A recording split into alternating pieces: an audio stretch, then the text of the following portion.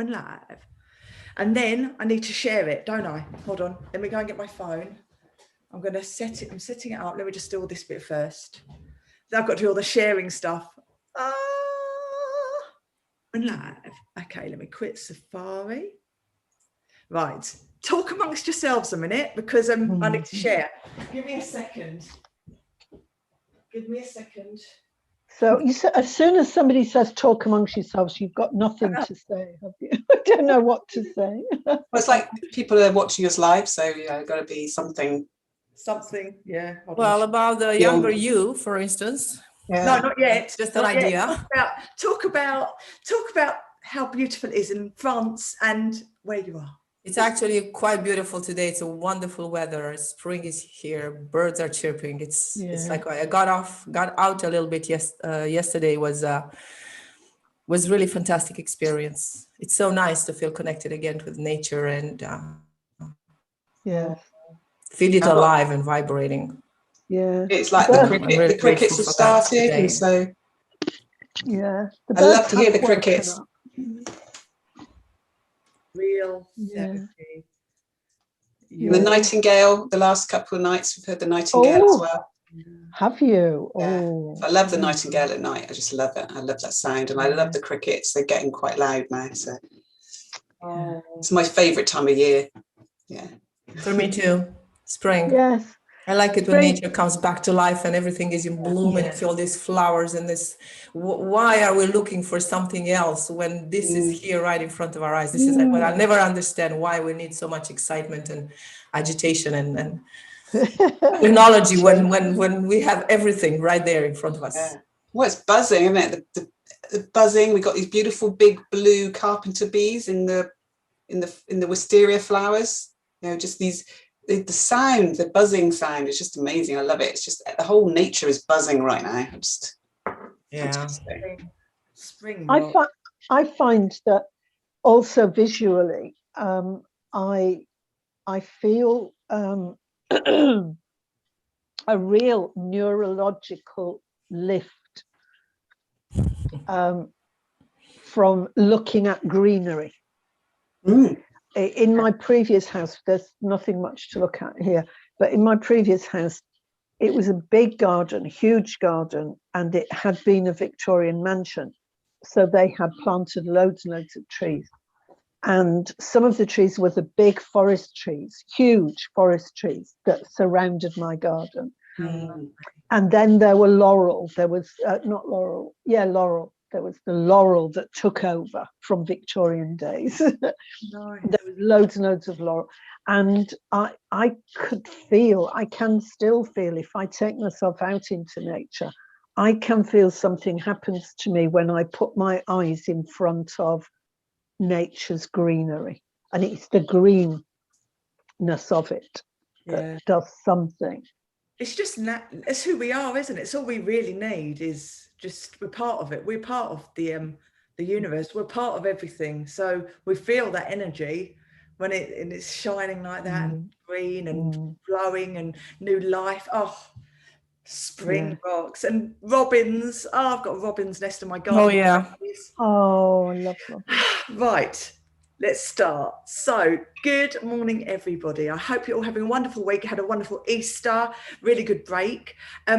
As you might have noticed, some of you may have noticed anyway, we've changed the title from Therapy Talks to Real Therapy. And that is because in about 4 weeks' time, I'm going to be launching for everybody, we're going to all be in this together, a podcast called Real Therapy.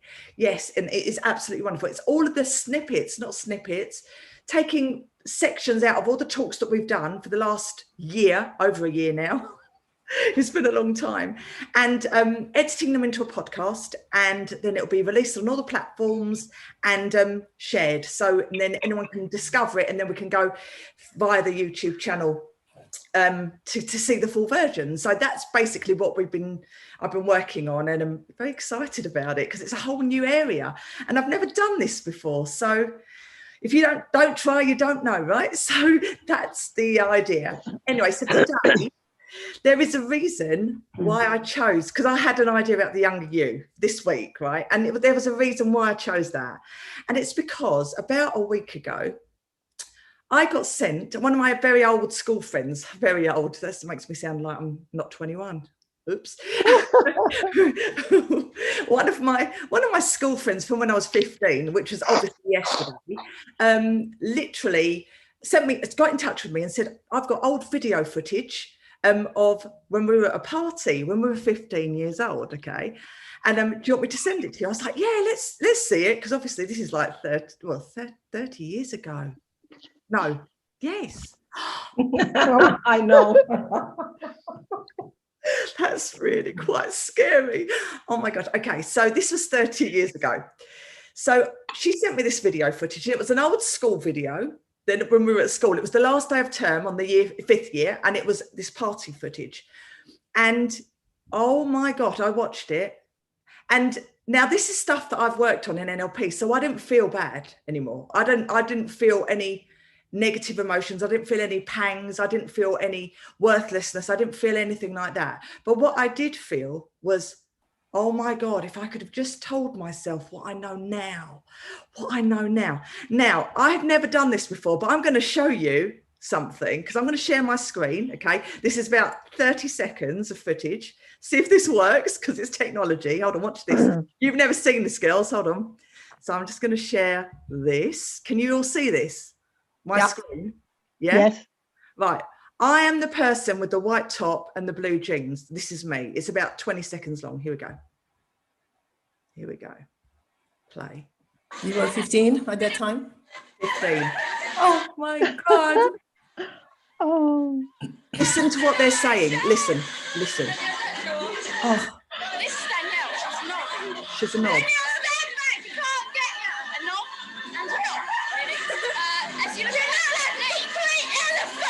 An elephant.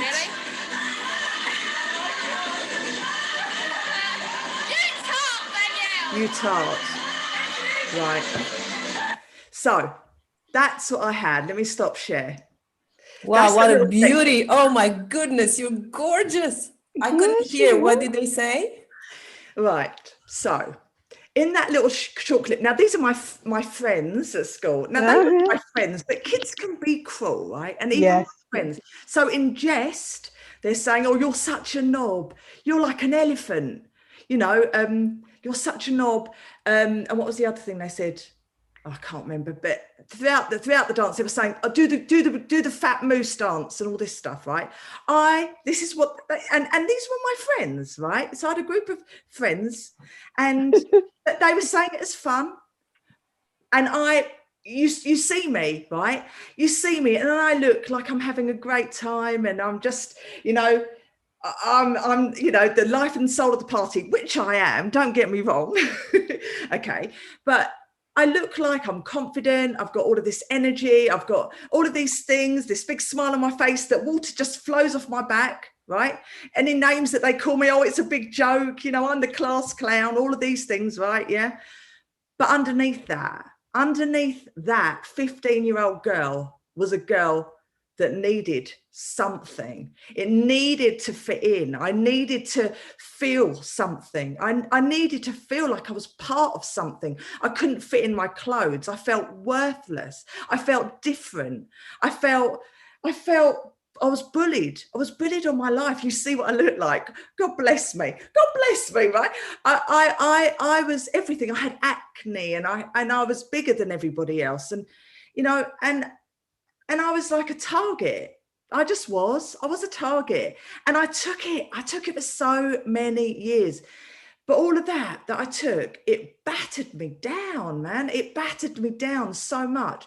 And it took till the NLP day, till I got till NLP, that I healed. And I'm forever grateful for that. So this is why I wanted to talk about your younger you, because I feel like NLP has been the biggest gift of my life so far, you know, because I held on to that all my time, and that feeling of worthlessness didn't go away. It was just in the back of my head, and it was like a big heavy bag laying on my soul, and it just was getting heavier and heavier over time, and it manifested in me in illness, and, you know, recurring negative patterns and, you know, lack of boyfriends because I never felt good enough. So I was always going for that trophy package, you know, whereas inside I wasn't the trophy. I was the, you know, I wasn't worth that. You know, why would they be going out with me? You know, and it just brought back the younger you. And what I would say to me right now, which I already have, but I would say that I am unique.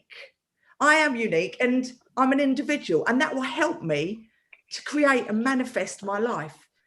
And I'd say, very importantly, what people say about you is normally the things that they fear themselves the most, because you don't have to be what people say that you are. You become what you believe you are. And that's so important to know that, because people can say what they want. People can like you, people can not like you, but it doesn't matter. It just doesn't matter, because what you believe about yourself, that is the most important. Oh, so that is why I wanted to speak about the younger you, because we've all been through it, haven't we? We've all been through this, well, maybe in different ways. Yes. Yeah. What do you say? Yes, Go. Hey. Yeah. Or Linda, go on, Linda. Yeah, I'll tell you what I think. When you said what you were feeling like inside, I immediately thought, and everyone else at that party was feeling the same. That is why they're saying, oh, Danielle's a knob and everything, because they are feeling insecure, not good enough, and everything else as well. Because it's an awkward time in life, isn't it? You've been a child for most of your life. By the time you're in mid-teens, you've been a child for most of your life, and you're a baby adult. You're a newbie at being an adult, and it all feels weird, and probably it feels like being over promoted, you know, because suddenly now I've got to be an adult, but actually I've still got, well, all these children driving the bus, aren't they? They're still all driving the bus, and we've got to try and maneuver around all of that. And the thing is as well, I would say, I didn't have to try so hard. I was just always trying so hard, and it was draining. And what am I trying hard for? Why? Because looking back on it, we already have all the answers. We just don't know what they are yet. Or we think we don't know what they are yet. Kate, what do you say? Yeah. I mean, I can relate to all of that, because I had a lot of bullying in my childhood, you know, from schools. I was moved schools so many times, so I never really got to sort of get my friends, and then I got moved again, and I was constantly the new girl, you know, and that was always hard, trying to get into always sort of a cliquey group of girls already, you know what girls are like. And so for me, I found that hard. And also, I mean, I've looked back at the bullying that I had as a kid, that younger me, and she was a total victim. I mean, she accepted it all. She took it all. She was so busy trying to please others. She was just had a massive target on her head, you know, she'll just hit here, you know, that's all it was. And so I've kind of taken a lot of responsibility also from back then. And saying, really, I was kind of giving away my power all the time to everyone else. You know, I lived in their heads. For me, I know it goes back for me way back, a long, long way back for me, very young. Whereas where I had to be like the good girl, the quiet one, that don't have needs, don't express what you want, because my mum had a lot of problems with depression and stuff, and so it was always about be quiet, be good, don't rock the boat, don't upset anybody, because it's just going to make everything worse. So you don't have needs, so you just stay quiet and sit in your room on your own, kind of thing. And so I was constantly out there looking, please, you know, I want to, please be my friend, because I don't want to be on my own. I was that scared of just being alone and unloved, you know. So love me, please accept me, please let me be your friend, kind of thing. It was like I had no worth at all. It was all about how I appeared to others. So my whole persona was about, I had all these people with like these mirrors. I didn't really exist, and these people just mirrored me. and showed me who I was. So I'll become who you need me to be if you let me be your friend, kind of thing. This is like when I was about 11 or 12, because earlier than that, I was very secure and safe in the school I was in. But as soon as I went to like three different senior schools in 4 years, it just completely screwed me up. And so, but I kind of gave away all my power. And so that for me, I know the big turning point for me was one, going back and then talking to that younger me and making sure she realized she had all that power inside of herself and she didn't need it from anyone else. And when she saw that for herself, then, you know, I'm not in other people's heads anymore, wondering what they're thinking of me. I'm just me. If you don't like that, then that's fine. You know, I don't expect anything of you and don't expect anything of me either. I'm going to be me and you can be you. And if we get on, great. If we don't, fine. That's okay too. And that was a big turning point for me, going back and doing that work again, like with NLP that we've been done and hypnotherapy and things. So releasing all of that, and also just being aware of what I'm thinking in my head when I meet somebody. You know, what am I saying to myself? What am I saying? Am I saying, do you like me? Which was kind of like my constant little voice. Do you like me? Do you like me? Do you like me? Am I pleasing you? Do you like me? Kind of thing, rather than, do I like you? You know, do I want to spend time with you or not? Is this useful use of my time and energy? Which, let's face it, time and energy is not easy to get back. Once time's gone, it's gone. So spending your time is much more important maybe than how you spend your money even. So for me, it was like, are you someone I want to spend time with? Not making you wrong and me right or anything. It was just purely shifting that question over. Yeah, and it's also, do I like me? I think that's the most important thing, because I don't think I did like me. I didn't like me, and now I do. But I was worth liking. I was. I just didn't know it at the time. Yeah, and that's it. How you treat yourself shows you how others to treat you too. So if others are treating you badly, then it suggests that you're not treating yourself well. Yeah. And that's where you need to start, isn't it? As we all know. Yeah. Building that. Susie. Yes. Yes, Susie, my love. Well, first of all, I want to start by saying that you were gorgeous. And I swear that that's my first reaction. You were fantastically beautiful. I swear. And it's not even to make you feel good or anything. You know me now. You were gorgeous. This perfect face and that body moving and the joy and the energy were emanating. So that, you know, just looking at it, you should not have any more need to have any conversation about this subject anymore. It should be just gone, man, gone.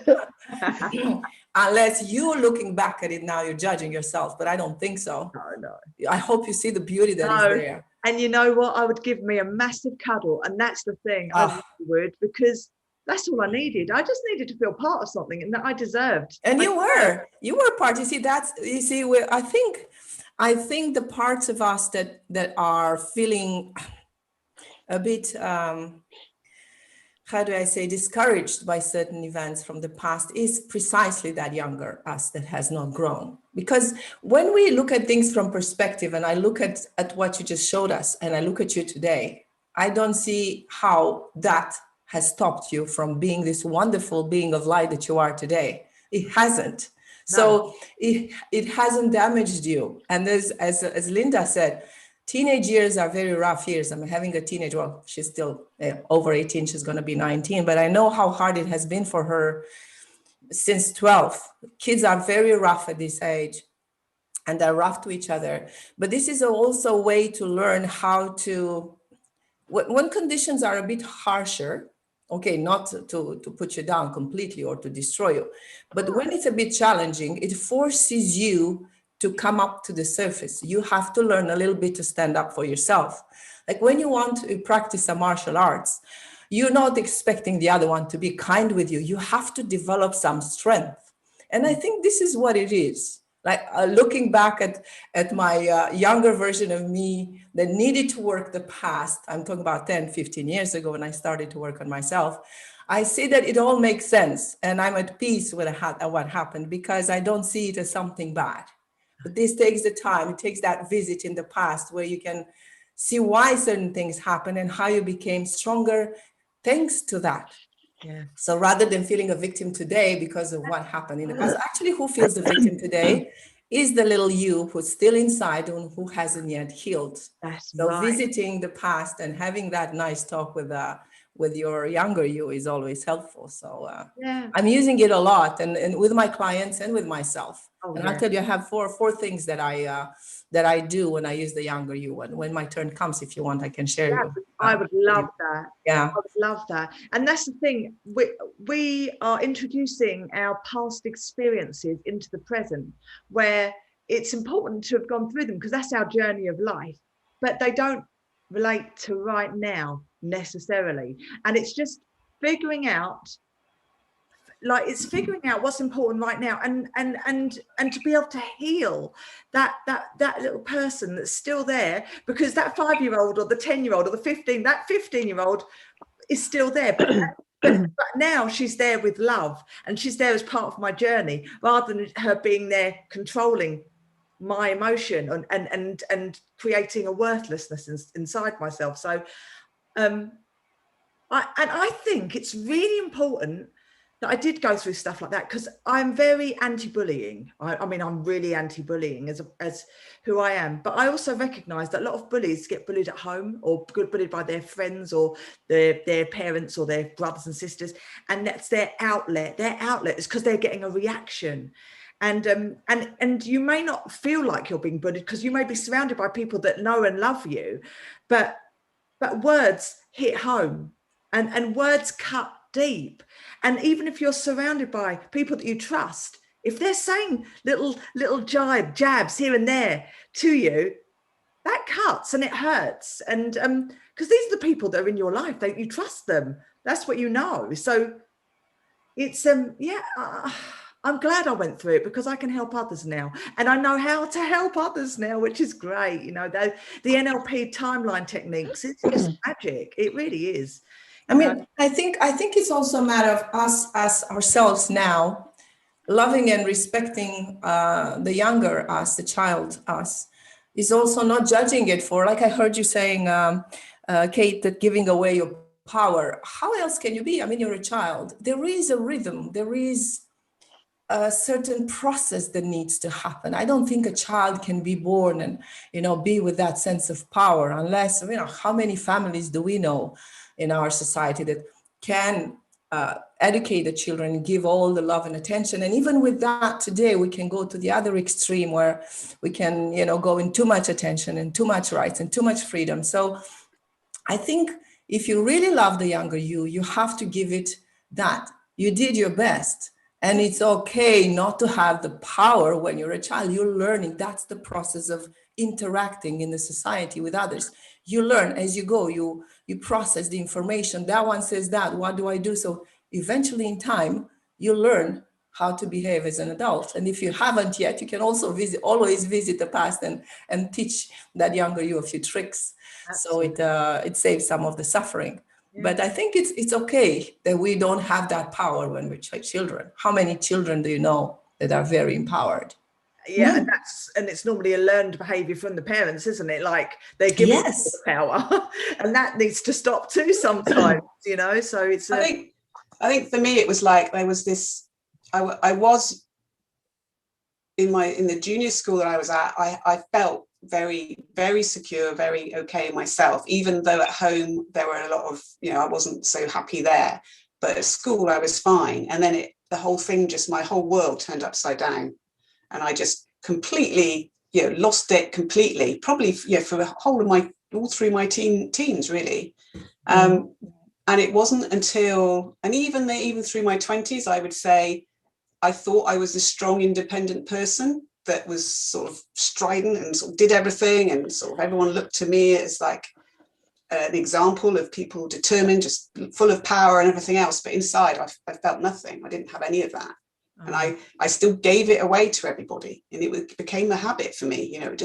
I'd lost it, and it was like clawing up a cliff, getting back up there again. And I finally got up there, but it took some really great NLP techniques and things to really help me with that, because I couldn't have done it on my own. I know I couldn't have done, but it was like you say, Susie, it was a journey that I went through, and I'm glad I did, because I learned so much from it. And I so appreciate the state I'm at now, where I probably wouldn't be if I just coasted through life. You know, you don't appreciate anything, do you? So absolutely, it was a journey that I learned so much from, and now kind of like I'm inspired to help others to do the same, because I don't want them to go through unnecessary suffering. Like you say, we all have to suffer in life, but there's like, you can make it worse for yourself if you don't know the sorts of things that you can do to help that. And so that's the bit that now kind of drives me forward to think, wow, there's just so much you can do in there. You can just go walk about and go back to your past and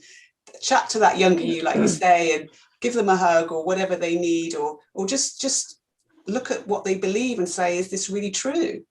And sort of poke holes in that and say, well, no, actually, it wasn't really. When you go back and look at it, I remembered it completely wrong. I remember I was talking to a long lost friend of mine, one of my really good friends back in senior school, and found her on Facebook. So we were chatting like for the first time in, I don't know, 30 odd years.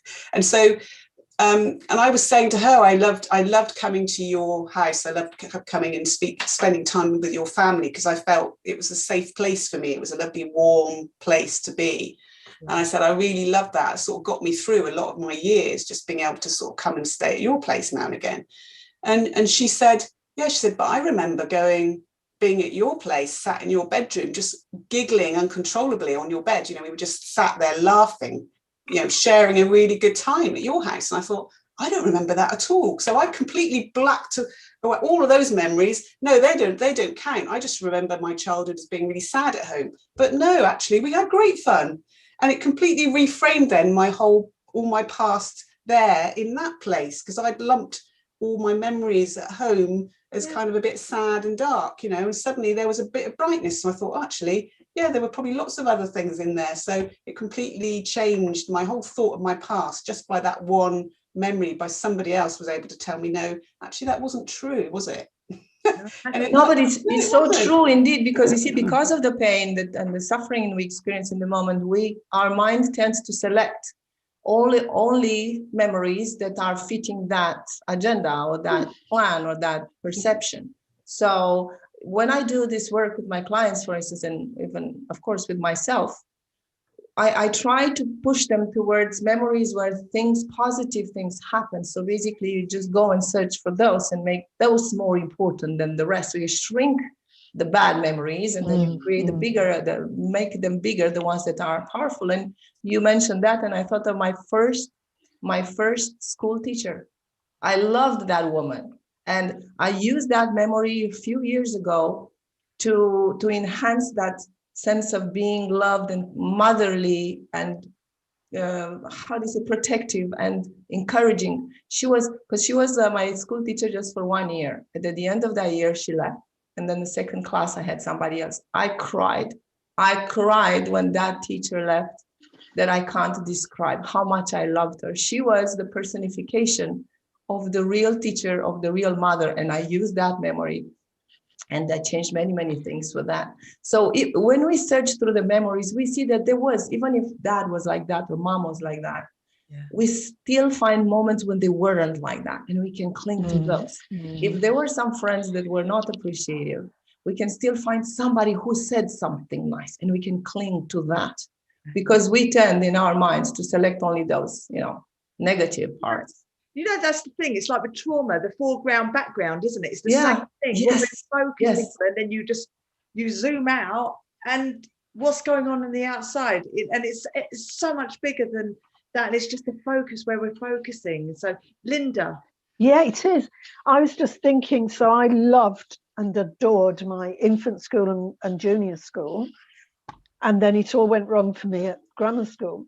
And I used to choose to say, oh, it was awful. It wasn't awful. It was not what I expected. And it challenged me. And I dealt with it. I dealt with it by rebelling. So actually, anything that was awful, that might have been, not awful, nothing was awful. Nothing was awful.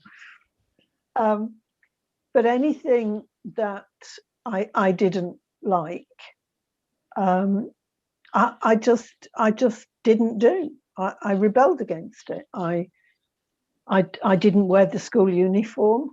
I wore a Beatles fan club, black polo neck and a short above the knee, straight skirt, black straight skirt. The uniform was not that at all. Wow.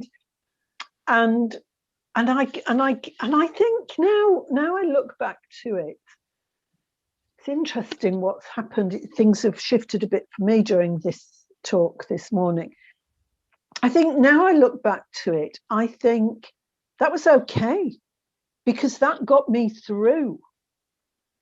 And I played truant. My GCSE year, I got my mark, and then I went to my cousins who lived a walk away from the school and played poker. I drank tea, Yorkshire tea, and sat by the fire and played poker until finally I was discovered and nearly expelled. But so it got me through, and it's something that I have that needs now. It needs me to. So actually, what I'm doing here is, rather than going back to then and changing something, I can bring that back from then. I don't need all that rebellion now.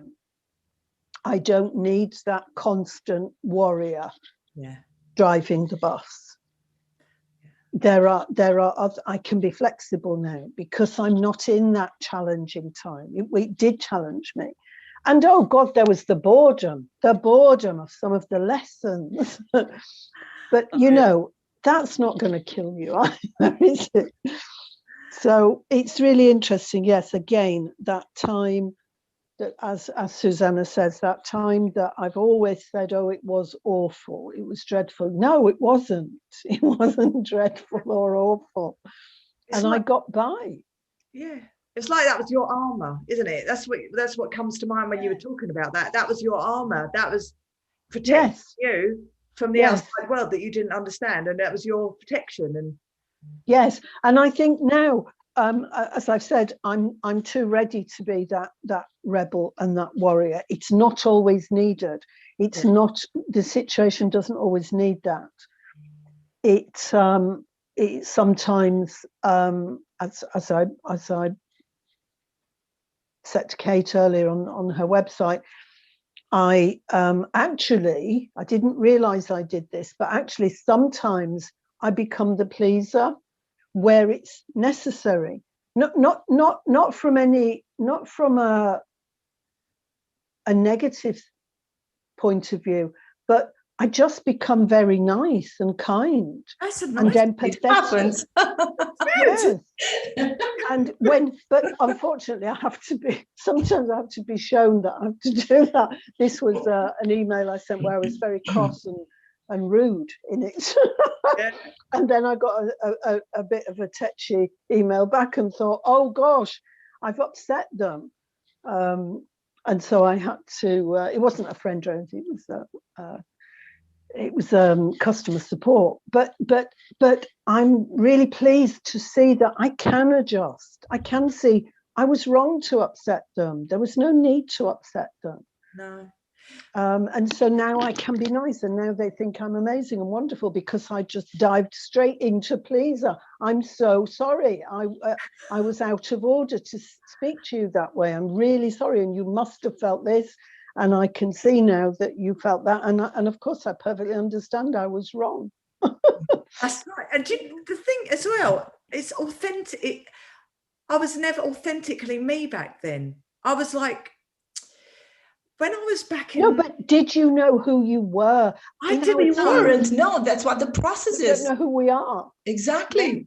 Yeah. You were authentically you back then. This is who you were then. And this is who you are today, because in 5 years from now, you're going to be even more open to things. You will have learned even more. And you look back at this moment and you cannot say that today you're not authentically you. Oh, today. But yeah, you are. Back then at that level, yes, you were. Yes. Well, you see, I agree. I see, for me, back then, I wasn't allowing myself to be authentic. But that was you back then. And you allowing yourself today, it's you today. I was being what they all wanted me to be. I was the puppet. I was the joker. I was the Like all of us when we are children.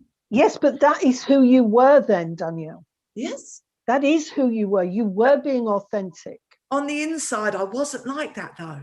On the inside, I was in pain, and I was suffering. That's the point. So I know what you're saying, and yes, definitely. Back in the days, it looked like that's who I was, but inside I wasn't never like that, because I was always, I didn't know who I was. You were a person. Allow myself. I was confused. I was everybody's toy. You were yes, and that is why you were being authentic. You were a person that was suffering on the inside and therefore needed to try to get love on the outside. So that was at that stage of life. That was who you authentically were. I suppose that, if you look at it that perspective. That mechanism you put in place had that purpose to keep your authenticity and your aliveness. And you did that wonderfully. That's why we always have to be grateful for all these mechanisms that install themselves, because they serve a purpose. They're there to help us. Yeah. All unconscious behavior has a positive intention. So you did your best. I did my best. Absolutely. And to a degree, as much as it could work, it worked. Yeah. As much as it could. I understand what you're saying, that there's a different way. It worked till it didn't work anymore. I think that's the point. The point is that I did get expelled. I did get expelled. Oh, wow. And in fact, I got expelled from 3 schools. So it was like, it worked until I couldn't take it anymore. And at that point, I had to let it all go for my own sanity, and I got expelled from the first school, and then I got taken to another college, like a school college, to my parents for their A-levels, because I did lower 6th A, and it all went very wrong, like not with the work, but with who I was, how I felt, and it went very wrong. And then I left school, got asked to leave. It was a private school, so you never get expelled, you get asked to leave. Of course. So I left that, and then my parents made me go to the 6th form college, and I never fitted in there. I was too constrained. I wasn't myself still, so I got asked to leave from there. And then I went to a college, and at that college I could be me, actually, and I started to learn who I was. So yes, we're learning, like all throughout our lives, we're learning these different things, how to deal with people, how we can react, how people deal, how people talk to us, and self-worth. But at the end of the day, it does get to the point. It is that rock bottom where you change something, isn't it? Sorry, go on. Can I just add for the listeners as well, who may not know this, neurologically, what's happening during teens is the whole neurology of the brain is changing. You can see it has to. You start it as a child, you finish it as an adult. Yeah. So there is that sense of, there is that reality of going inside your cocoon as a caterpillar, coming out a butterfly. That has to happen in the brain. And in the body too. You come out of it very different to a 12-year-old, a 13-year-old. And so there are times when this work is being done, like the railways are shut down, when sometimes they close the line when they're doing repairs. Sometimes a website goes down while they're doing maintenance. While this work is being done, the frontal cortex, the thinking part of the brain, is offline. Yeah. And if you observe your teenager carefully, you will notice when they're offline, and it's advantageous to treat them differently at that time. How? To not expect them to be on it. To not expect them to, you don't deal with whatever's happening for them. Don't deal with it then. Okay. Whatever's happening for you, don't deal with it then. Here we can see, because Josh is 16, and here we can see, you see it in his eyes. I don't know if that would be the same for every teenager, but you see it in his eyes. His eyes are offline. Actually, that's it. his eyes are offline. Yeah. There's a dullness in the eyes. There's a lack of concentration, a lack of focus. It's not quite like there's nobody home, but it's kind of edging towards that. There's nobody home. You know, the lights are on, but nobody's home. So you treat them gently at that time, and you ask them what needs to happen for them, because these are the times when they become the child again. I guess they say, and you want to say to them, what on earth were you thinking when you did that? But it will be because they're offline. Interesting. Thanks, Linda. That's great. Yeah, they weren't thinking. They weren't, because that reason, the reasoning doesn't really kick in until you're like your mid-20s normally. Like you're saying about the prefrontal cortex, that doesn't really properly mature until you're 25-ish. Yeah. And so any decisions you make before 25, they could be completely wrong, you know, for you in your life. Yeah, as you look forward, think, why did I do that? You know, what was I thinking? Like, well, you weren't, were you? Because that part of your brain wasn't even there to even think it through properly. And shut down for maintenance. Yeah. And so, and like also with what Danielle was saying is like this whole, you've got to keep, sometimes you have to keep hearing, you know, keep constantly being hit in the face with this reality until eventually you suddenly realize, oh yes, okay, but you've got to see it for yourself, haven't you? There's no point someone else telling you. You have to see it for yourself. And that's why then when we go back and work with people and go back into their past and that sort of thing, they have to see it for themselves and feel it for themselves. It's like a body thing, isn't it? You've got to really feel it.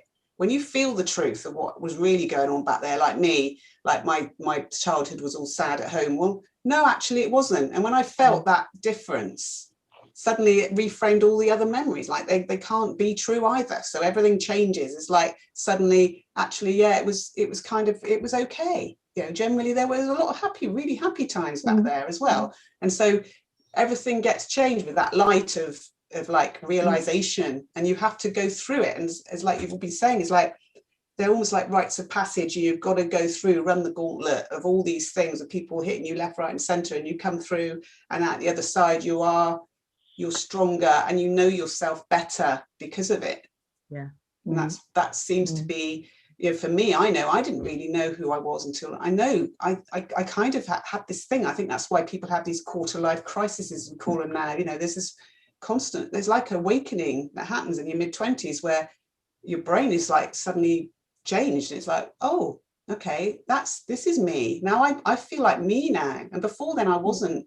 I was a bit like that puppet, like you were saying. I was fitting in and just grateful for anybody that wanted to be my friend or be my boyfriend or whatever it was, you know. So back then it was like I wasn't me, and suddenly I was me, and suddenly everything changed. And that's why I stick at 25. I still say now, you know, in my head, I'm still 25. I stick there because that was a great year for me. I was me. I just went out and be me. And if you don't like me, that's okay. I don't mind. And I had the most friends. I was the most popular ever because I didn't care anymore who I was pleasing. Suddenly I was just me, and that was better for everybody, not just me. Do you know that I was 38 before I figured that out. 38 when I just started finding who I was. Susie, like what you were saying about all the techniques, the 4 techniques that you used. Not techniques necessarily, because the technique is pretty much, well, it depends, but the same thing, you know, using the timeline going in the past. But this is, I find it in the work that I do and the mixing with Ayurveda, working with the past with the younger you is the most efficient. Like it really brings a person through a breakthrough. It's really fantastic what one can do. And I'm always amazed, and I can't wait when I do the session with someone, because they always come up with ways to improve that scene. It's amazing how many capacities and abilities and resources people actually have. Because just to be very concrete, we go back into a certain memory, we ask the unconscious mind to bring forth 1 or 2, the most important that are relevant for that particular issue. We go there, we start, like you said, feel the scene, we feel the emotion, you see the things, you describe the scene, what happens. Sometimes the scene is too, the feeling is too strong, so we need to have the person float above, so the emotions get less intense. And then we get insights. And then it's amazing what people can see from above, because for most of the people, visiting that moment from the past and watching, observing the younger you is happening for the first time. And you, with your eyes of today, looking at it as it was back then, gives you tremendous, tremendous insight. And what we do then, we go back into the scene after we extract that knowledge and that insight, and then we modify that scene because we actually changing the past. The past exists only inside you as a memory. So changing the memory is actually changing the past. So we ask the person to go in there and then add something to it, change some qualities of that particular memory, or remove something from it, or give it a different ending. And all of a sudden things change. The scene doesn't have the same impact. So this is why it's such a powerful work. But seeing how people become creative it's an amazing. And one of the tricks that I noticed that works the most is when we visit a memory from the past, when we are a child dealing with an adult, especially mom or dad. This is very powerful on us. When we change the mom or dad into younger versions of themselves as well, things change dramatically. So if you deal with your mother at the same age, you're 5, you put your mom at 5, dealing with her problems at that age is totally different. Because I always ask them, how would you react if your mom was 5-year-old and he was screaming at you? So I would have gone outside and start playing. Well, you see, but it's because the mom is an adult, oh my God, his mom says that. So it reduces. So that's one way to do it. You can use it to heal your past and come out of this mechanism that are bothering you now. But another way for me that I use it is to learn from it as well. Because childhood years don't have only bad experiences, they have plenty of resources. You can find your enthusiasm, you can find your, like being in the moment, being happy and joyful, being excited about little things, all that you can get them from the younger version of you. So the younger you is also a resource. It's not just somebody to heal. Oh yeah, it's a fantastic like a source of qualities and of experiences and states. So that's the second thing to do. And also is to recover lost feelings. Those just being there and having no worries. I remember clearly when I was little that I couldn't remember and I couldn't feel what it means to be angry. I didn't know what being angry means. Nice. I remember how it felt when I had no judgment of anybody. So I could go back there and bring this forth. And is also a way for me, the third one, is to see how you've grown. Because sometimes when we find ourselves in this very judgmental attitude towards ourselves, oh, look at you, you're a loser, you didn't do this, you didn't do that. If you take the time to go to a younger version of you and be very, very objective about it, you see that you have grown and you can see how much you actually improved and how much you have grown. So this is another way to use the younger you, not in terms that they were bad before, but hey, look, from that, today, I don't do this anymore. I do this, I've learned that. So it's a way to praise yourself a little bit and to appreciate who you are today. And the fourth one is, what was it? Is to, and this is a trick that I'm using, just as a secret that I'm sharing with you today. Every night when I go to bed, I go into this magic machine, okay? And so in that machine, I have all type of buttons that I can start, and I do the cleansing of the energy, and I do the scan of the body, and I fill up my body, everything I want. But I also have a sort of a timer. And I can actually see the numbers going down from 50, where I am today. I scroll down to 35, for instance, and I put the button on. And that machine, of course, it's a metaphor, right? I hope everybody understands that. Yes. Starts to emanate these vibes, and there is music, and there is sound, and there is vibration. And that vibration sets my body back to that age in terms of aging, so that the body remembers what were the biochemical processes, the neurological processes, the proteins released to the stream, so that my body gets back and stays at 35. Nice. So this is one of my secrets for my youth, in a way, because this is what I've been using for more than 2 years now. Bottle it and sell it. Bottle it and sell it. Yeah. So you just go in there and then you allow your body to remember, because the knowledge is there. Your neurology knows exactly what to do and what he was doing when he was 35. You know, we're like time travelers, aren't we? Because we can travel back. And that means that we can travel forward as well. So anything that we want to do in the future, we can even see ourselves doing that and living it, and how we're going to do it and how we're going to feel, and bring all those resources back to the present. We can do anything. We're really powerful. Timeline is amazing. And the thing is, yes, it can be quite difficult to do it on yourself. So that's why we can all help, you know, that's what we do. And we can help you on that timeline. And if you are doing it yourself, sometimes you can write something down, and maybe I read this one time as well. Somebody wrote it down, and they put it down on the floor, and they stood on it and felt all the emotions that they were feeling in that, and then they physically walked their timeline, so they could physically walk down it and experience it, and then physically walk back again. So that's quite good if you're on your own and you just allow your unconscious mind to take you where it needs to go on your timeline. So but if you I've done that with people. Yeah, for some people for some people can't or don't feel they can imagine something in with their mind, or just see something. They can't, but they could feel. And so you can just say, you know, if you stand in the room, like this is now for me, where's my past? Where in the room is it? And you'll be drawn to a certain place in the room. So go and walk over to wherever you feel drawn to, and then what do I need to learn from this place? You know, what does my mind want to show me here? And so, and you can do it all with feeling instead of having to actually see anything, because for some people the feeling in the body is stronger than trying to like imagine, do the visualization thing. So you can do it any way you want, whatever works for you. Some people it's like sound, it's voices and sounds, and working with voices, and where's the voice of my past? You know, where would that be? Where in space is it? Is it over there, or is it down there? Is it right here, or is it right in my face? You know, and just you can play around with that. Do I need to make the volume lower or stronger? You know, what do I need to do? Do I need to add another soundtrack to it?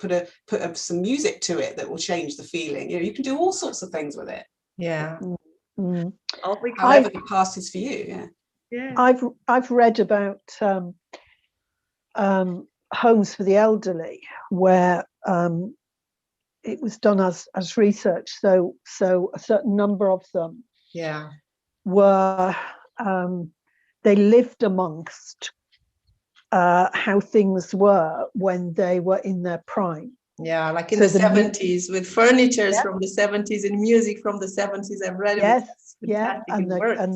And everything, and as compared to the control group, their health was better, they looked younger, their physicality changed. Nice.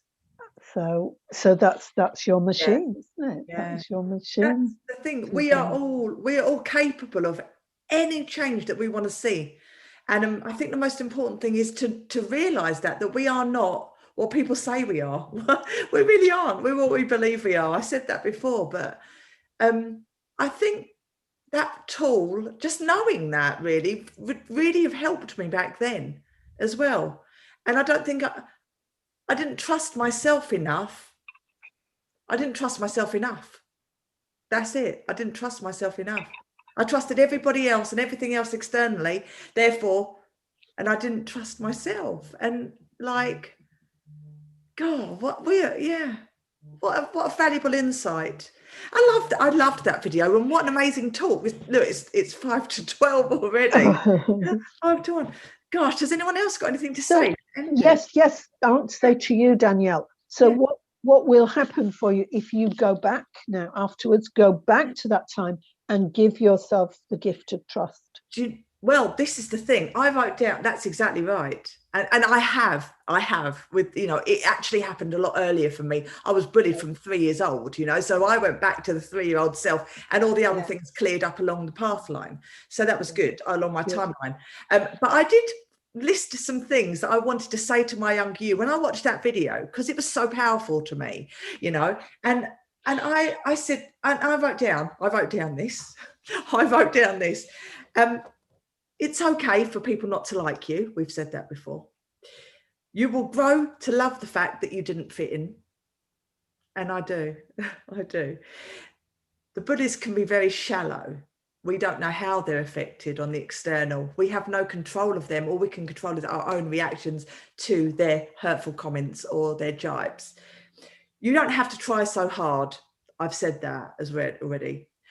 That I was a beautiful soul, because my soul always was beautiful. I just didn't know how to be me at that time. I deserve to be loved. I will be authentically me. I will be authentically me, and that's exciting. That's so exciting. I will grow up to be happy and content. It's beautiful. I will keep getting heartbroken until I learn to love myself. I think that was so important. And the other thing, which was, I'm not what others say that I am, because I'm not. And I thought I was. Mm-hmm. So yeah, that's what Wonderful. I was. Yeah. That's beautiful. I think the other thing to remember also, just for everyone, is like, all we are is change. That's something else that we talk about in NLP. You know, we are change. You know, who is this label? You know, even your name, you didn't choose your name, you were given that name. And so, you know, these are all labels that we can choose to believe or not. Yeah. And who am I really? And like, I am change, and that's pretty much all you can say.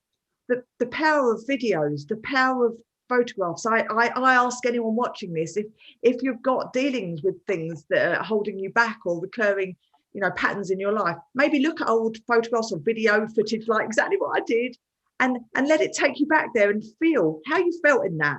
That's something you can do on your own at home. And if you need more help to get rid of that, then that's why we're here. But you'll be amazed how much you can do just to go back there and tell that younger you everything that it needs to hear, because we can.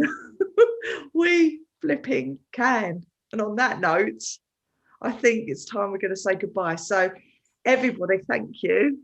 Thank you for making it so brilliant today. Oh, I loved every second of it. And anyone that's watching, I'm going to put everybody's names and contact details in the comments. We are here for you. I know that we're all going through different ways and different things in our lives at the moment, different challenges. But if there's anything that that's holding you back from moving forward into where you want to be, or you feel that you're not worth it, or you feel that you can't, just know that there are ways that you can, and maybe start by looking at the time when you weren't like that, or maybe looking at the time when you became like that, and just revisiting it. So yeah, there is the question that we always ask in NLP for that. Do you remember? What's the question? You tell when me. is the first time that you felt that way? Yeah. And it's amazing, because that question always works. You know exactly when you started doing that. And there's the following question: what was happening in your life at that time? Mm-hmm. You see, yeah, there's a lot of people that they'll say, oh, I don't know. I've always been like this. I've always been like this. But that's the thing, it started somewhere. And your subconscious will always know exactly, once you trust it and let go and just let it go to the place where it needs to go. That's the trigger point. You don't have to know, and that's all right not to know, isn't it? It's all right not to know. So on that note, sending everybody out there the most wonderful, sunny, happy, full of love weekend.